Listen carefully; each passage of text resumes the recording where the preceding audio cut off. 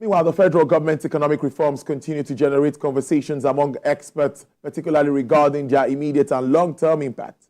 The federal government has said it would continue to roll out necessary reforms that will not only promote sustainable growth, but mitigate the adverse effects of the reforms. According to government, the reforms initiative is part of a broader strategy to transform Nigeria into a $1 trillion economy by 2030. But what are the measures required to address the impact of these reforms on the economy? That remains very important. And joining me from Ogweke in Abia State is the founder and chief executive officer of Cowry Assets Management Limited, Mr. Johnson Chukwu. Starts a conversation with me. Thank you so much. Mr. Johnson Chukwu, it's really good to see you. Thank you, Tony, for having me. Good afternoon. Yes, I think the first question would be, everyone say these reforms are indeed very necessary. Analysts like you have also said that we needed to take these bold steps. But now that these steps have been taken, what is your assessment of the way government is addressing the fallout of some of this policy instituted by this administration? Well, so I was struggling to hear you, and actually indicated that you needed to increase the volume of the studio. But if I got you right, you were asking me what are the implications of the federal government intervention policies on the economy or the generation of the people. I would say that if we have to look at each of the policy interventions, many of them we are actually supposed to act like palliatives to cushion the cost of living crisis that the population is going through. If you look at the issues like the 50,000 naira the government has earmarked to give to a certain number of youths, the amount they'll be paying to youths in Niger Delta, the distribution of rice at subsidized rate of 40,000 naira per 50 kg bag. These are interventions that are meant to cushion the effects of the cost of living crisis we are facing today. But like I said, the right word to use is interventions. Interventions are not enduring. They are supposed to win you, to see you through difficult period or difficult patch in an economic phase. And ultimately, what matters is that the structures are put in place to eliminate those causative factors to what led to this crisis. Take, for instance, the issue of food crisis. The key thing we need to be looking at is that what is government going to do to ensure that food production increases? Government has already directed that the waiver of duty payment on rice and some other foodstuff importation. But then, apart from that, you also need to find a way of improving food production, and that's the core. That should be the crux of the matter. The interventions will serve as relief, but temporary as they are. But let me follow up with some of the positives in that speech. Can you hear me now, Mr. Chukwu? Yeah, they still need to increase the station volume. I'd actually send messages on the platform so that they can increase the volume. But go ahead, I can hear a little of what they're saying. Okay, then. So I was talking about government's revenue increasing and debt servicing dropping. That seems to be a plus, and analysts have applauded that. Okay, you're talking about the federal government revenue increasing? Yes. Yes, we've seen the president did announce that the federal government revenue has increased, and I also know that the federal government revenue has increased. I've done an analysis that shows that PAC allocation has increased by more than 40%. If you compare the first 6 months of last year and the first 6 months of this year, in terms of PAC allocation that was distributed to tiers of government. And those increases we are coming from 3 heads. One, we have a major increase in value-added tax because there is an increase in the price level. So when you have an increase in the price level as we have today, the value-added tax is 7.5% of the higher price levels will be much higher than what it was like the previous year. If, for instance, the commodity was sold for 100 naira last year and that commodity is sold for 150 naira today, a 7.5% on 100 naira will give you 7.5 naira, but on 150 naira will give you something like 12.75 naira. So you can see a major increase in that. So you have seen a 50% increase in revenue as against a VAT. Not necessarily because productive activity has increased, but rather because price levels have increased. We've also seen that in customs revenue of coming to government, and we've seen that in distribution of earnings from crude VAT allocation, principally an increase in exchange gain. We've seen a more than 40% increase in exchange gain when you compare 6 months of this year to 6 months of last year. So the increase in revenue, we must put it in context. There is an increase in Naira revenue the government has earned, but in terms of productive activity in the economy, I do not think the productive activity has increased materially, given that GDP growth rate in the first quarter of this year was only 2.98%. But let's take it a step further and look at some specified initiatives now for the youths. And one is the student loan scheme, and also something that everyone is also talking about is the credit corporation, which over 200 billion already has been put aside to make this happen. How do you see all of this trickling down now, Mr. Chukwu? So please, can you come again? Because like I said, the station volume is too low. I'm talking about policies targeted towards the youth, like the student loan and, of course, the credit call as established by the president. What are the positives here? Okay, the money targeted towards the youths, like you mentioned, the student loan scheme and other intervention schemes, including the money going to the youth in the Niger Delta. The student loan scheme, for instance, we should have more enduring impact. Of course, the cost of education has gone material, but because of the cost of living crisis, most households that are not very, do not have strong income, will be struggling to meet their basic needs, including payment of school fees to their children in tertiary institutions. The student loan scheme will ordinarily have a more enduring impact as an intervention tool than the other intervention schemes of the government, because they are supposed to help young people be equipped with the skills, the academic and technical skills that they need for their lifetime. And that's why I said it will have more enduring impact. The other intervention schemes, like amounts going to youths in the Niger Delta, will have a palliative effect. But most importantly, the key thing is that we have used it before and we had produced results. Under the President Umaru Musa Yar'Adua's presidency, such schemes were adopted to bring out people from the groups of the Niger Delta groups to Abuja, and they were kind of weaned of the compelling need to continue to attack oil facilities. And we saw a material improvement in crude production. So hopefully, this intervention will have a very salutary effect in crude production, which is key to solving Nigeria's dealing with Nigeria's economic problem in the short term, because we need to improve crude production to earn enough revenue to stabilize the exchange rate, and the stabilization of the exchange rate will lead to an improvement or a reduction in the inflation rate, which will ultimately help us address the cost of living crisis.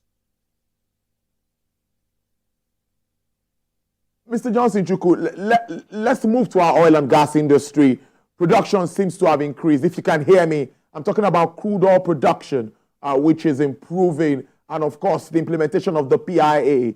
Do you see that sector attracting needed investment moving forward? Well, the oil and gas sector, ordinarily, if we get it right, it should be able to attract foreign investment. But there are a couple of things we still need to do. Crude production improving to about 1.28 million barrels a day is still far below our working quota, and also far below the 1.78 million barrels a day budgeted in the 2024 budget. But the key thing that investors will be looking at, to what extent are you going in addressing the fundamental disruptions in your crude production value chain? I had mentioned the allowance, 50,000 naira allowance that will be given to some youths in the Niger Delta. Hopefully that will help moderate their agitation. And then you also look at, of course, we'll now have the Oil and Gas Act, which we call the Petroleum Industry Act, which has been put in place and which defines the legal framework for investment in that sector. One of the key elements of the Petroleum Industry Act is the host community fund, which is supposed to help moderate or ensure that we have an alignment between the interests of the host communities and the interests of the nation, of the country. So that is very key. But ultimately, before investors will begin to flood into the country in terms of investing in the oil and gas sector, they need to see the Petroleum Industry Act fully into work. They need to see local investors producing from the shallow offshore assets and the shallow offshore assets. If you know, most of the international oil companies have actually divested their onshore and shallow offshore assets and moved into deep offshore, hoping that the militants will be able to get to those places to breach their facilities. So investors want to see the local investors who have taken over these divested assets produce, and that will incentivize them to come back and say, oh, wow, this country has been able to address the crisis they have in terms of security in the Niger Delta, and then we can come and invest back in the country. Mr. Johnson Chukwu, let me ask you straight about the pricing of PMS. It's very important we talk about this. Many say, ideally, PMS should be selling for like $1 for a liter. If we have taken out subsidy and we are still paying about half of $1 or something even less than that in this part of the world, what could be happening in that market about differentials and shortfalls in that market again? Yeah, of course, the question is turning towards the issue of subsidy. In the first place, if you say a barrel of crude, a liter of diesel or fuel is trading for about $1, and $1 today is about 1,500 or 1,600, and then we are still selling at the pump. For instance, for fuel, we are still selling at the pump at less than 800. Then clearly, somebody is absorbing that difference. And we must bear in mind that this difference actually originated principally from movement in our exchange rates. If you look at the template that the NNPC used to price fuel immediately after the president announced that fuel subsidy was gone, they used a template that indicated an exchange rate of about 750 naira to $1. But today, at about 1,500 naira to $1, that simply means that the exchange rate has doubled. And that's why it is obvious that we are now back to a subsidy era. If you go to ICE and you look at ICE today, it's still below $1. Assuming the ICE today is $70 per metric ton. I mean $700 per metric ton. When you do the conversion, you realize that the landing cost will be that region of 1,300 or 1,400. But assuming you have used the exchange rate of 750, you would have come down to something like 750 or thereabout. Or maybe 600. And that's why I said the solution, the temporary solution, the immediate solution to that problem is to address the issue of crude production, which will help us earn a lot more foreign exchange, and for increase in our foreign exchange earning will help us stabilize the exchange rate and possibly see Naira appreciate. And that will be transmitted in the landing cost of fuel and the landing cost of every other item that we're importing. So the subsidy that seems to have read is ugly head again is because of the shift in exchange rate by more than 100% from what they projected when the subsidy was removed. Can local refining come to our rescue at this time? Can you come again, please? Can local refining sort us out of this problem at this time? Okay, when we talk of local refineries, we have to also put it in context. The president had directed local refineries to be allocated crude in Naira. If they allocated crude in Naira, that's the exchange rate for converting the dollar to the Naira will still be a factor. If you still use an exchange rate of 1,500 or 1,600 to convert the crude allocation, because crude is actually valued in dollar. Assuming you have today, where crude price between $75 to $80 per barrel, and then you have to convert the $75 to $80 per barrel at the exchange rate of 1,500.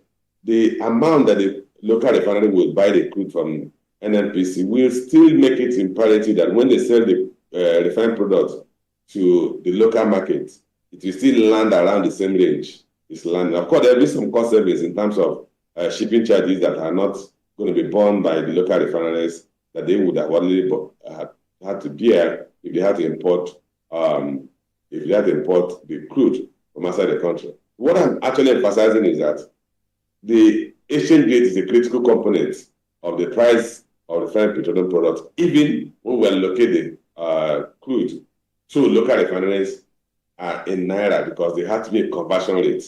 And if once you use a higher conversion rate, then their final products, the refined product they will produce, will still come to the market at near the current landing cost of imported fuel. We must bear that in mind. So, and I keep emphasizing that the solution, the temporary solution to reset this economy is for us to increase crude production to maybe 2 to 3 million barrels a day, so that we will build a reserve and drive down exchange rate to the region of 750 Naira to $1. At that point, we will see a lot of stability, even in the retail price of refined petroleum products. I don't want to go into other complexities of the allocation going to local refinery, because you also have to deal with what's our crude production. If you add condensate, in the first quarter of this year, our crude production was an average of 1.57 million barrels a day. If you add condensate, State President Dangote Refinery alone requires 650,000 barrels a day. When you have that, you are left with just about 800,000 barrels a day. And remember that federal government and the IOCs, if you look at the joint venture agreements, the NNPC, the NNPC is only 60% of what is produced for the joint venture assets. Not the production sharing contract, the sharing contract, they have far less than they get. But even if you need a 60%, so it simply means if you are producing 1.57 million barrels a day, the federal government is only entitled to 60% of which about 850 to 900,000 barrels a day. And there are commitments that the government had entered into under loan for crude that the previous government and even the current government had entered into. So what we have as free crude will not even be enough to meet Dangote refinery, assuming you are going to give a rating to them. Chocolates of the other smaller refineries that you need to provide products to. Well, let us wrap up now. Time is fast spent. Interesting conversation, I must say. What would you say about the support and intervention for small businesses, specifically 1 million for 75,000 beneficiaries for small businesses? How do you think all of this will trickle down, and what is the expected impact? So, for the small businesses, the first thing I would say that the government has to be to define the criteria for choosing it, because there are so many small and medium-scale enterprises in the country. They actually dominate the economic landscape in terms of number. So if the government has selected them, because of the difficulties the economy is facing today, any amount given to them will act as some level of relief.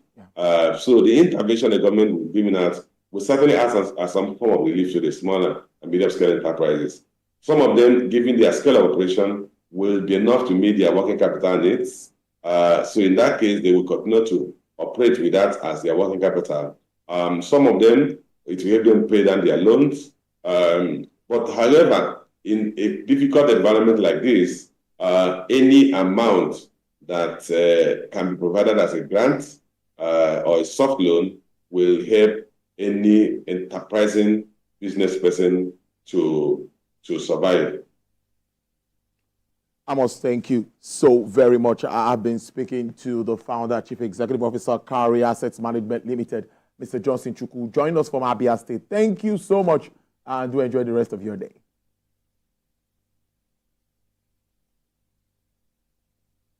All right, there coming